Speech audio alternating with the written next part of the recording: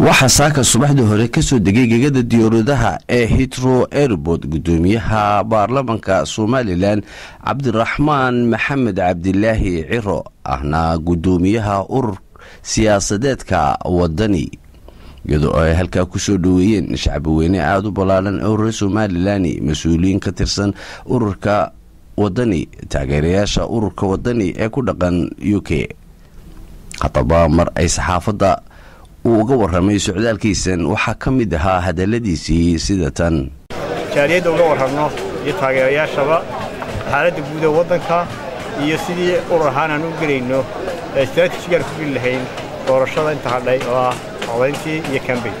siyaasadda guud waxa ku caddahay kulli barnaamijka ururka oo cidii access u leeyahay internetka uu keenaysa wana helisa barnaamijka qoran mar wax laga weydiiyay siyaasadda Soomaaliya iyo Somaliland waxa kamid ah hadaladiisii sida tan laakiin guud ahaan waxaan taageersanahay